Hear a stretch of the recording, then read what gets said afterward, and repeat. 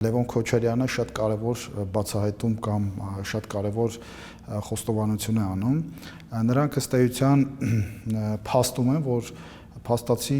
մինչև 2018 թվականը Հայաստանում ընտրությունների միջոցով իշխանություն փոխել հնարավոր չէր։ Իրականում խոստովանեցին, որ ընտրություններն ամբողջ ընթացքում կեղծվել են։ Ռոբերտ Քոչարյանի որդու Լևոն Քոչարյանի վերջին հայտարարության արձագանքներն են։ Հունվարի 19-ին Գեղարքունիքի մարզում բնակիչների հետ հանդիպման ընթացքում է կրծեր Քոչարյանը նկատել։ Շատ ասում, որ այս երկրում ընտրություններով իշխանություն չի փոխվել։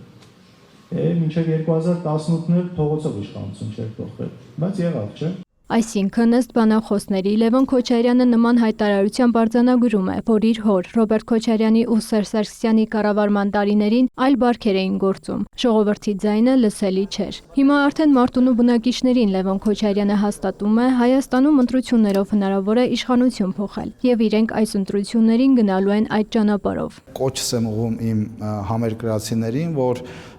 մարդիկ են եկել խոսում արժանապատվությունից, որոնց կառավարման տարիներին Հայաստանը լքել են կես միլիոնից ավել մարդ, շուրջ 600,000 մարդ Հայաստանից հեռացել է ստեղծված վատ պայմանների պատճառով եւ դրանց մեջ հեռացածների մեջ մեծ թիվ են կազմում հենց մարտունեցիները, ովքեր ընտանիքներով հեռացել են Հայաստանից ստեղծված պայմաններից ելնելով եւ այսօր ուրեմն Քոչարյանի որդին այցելում է Մարտունի եւ խոսում է ուրեմն արժանապատվության մասին, այդ նույն ժամանակ, երբ որ իրենք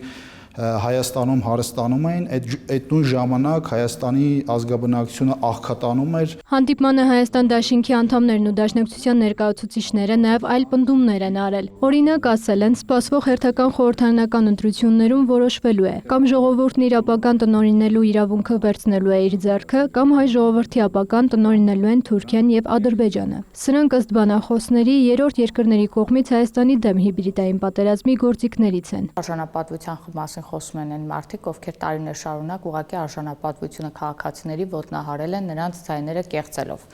Առաջինը դա պետք է մտապահեն, երբ դրա մասին խոսում են։ Իսկ ինչ վերաբերվում է փորձեն մանիպուլացնեն եւ ինչ որ վախեր ներշնչել քաղաքացիներին, դա բազմիցս են արել եւ ես կոչ եմ արել երբեք չփորձել Հայաստանի Հանրապետության քաղաքացուն այսպես տերորի ենթարկել, որպեսզի կարողանալ ինչ որ քաղաքական դիվիդենդ հավաքել։ Այդ սպառնալիքների ներքո նրանք նաեւ պահել են իշխանությունը, այդ սպառնալիքների ներքո նրանք փակ են պահել Հայաստանի Հանրապետությունը եւ այսօր փորձում են այդ սպառնալիքների ներքո ուրեմն վախեցնել, վախի մթնոլորտ սերմանել հասարակության մեջ։ Քաղաքագետն ու падգամավորը հակադարձում են նաեւ Դաշնակցության ու Հայաստան դաշինքի ներկայացուցիչների խոսույթին, թե Հայաստանի իշխանությունները հանուն պետության որևէ բան չեն անում։ Իրանք տոտալ դիվանագիտական աշխատանք է ծախողել են, իրենք խաղաղություն չեն բերել, իրենք ենթակառուցվածք չեն կառուցել, իրենք ոչինչ չեն արել Հայաստանի Հանրապետության համար, հետեւաբար համեմատելու ուղղակի եզրեր չունեն։ Գործընթացները, որոնք այսօր տեղի ունենում Հայաստանի Հանրապետության շուրջ եւ որոնց մեջ ներգրաված է նաեւ Հայաստանի Հանրապետությունը, դրանք Հայաստանի Հանրապետության ինքնիշխանությունը բարձրացնում են մի քանի մակարդակ բարձր եւ այստեղ է, որ իրենց ամենամեծ անհանգստությունն է, ոչ միայն իրենց, այլ նաև իրենց դրսի հովանավորների ուրեմն խիստ անհանգստությունները, քանի որ Հայաստանի Հանրապետությունը գնալով ամրապնդում է իր ինքնիշխանությունը եւ ժողովրդավարությունը։ Մերի Խաչատրյան, Արման Թովմասյան, լուրեր։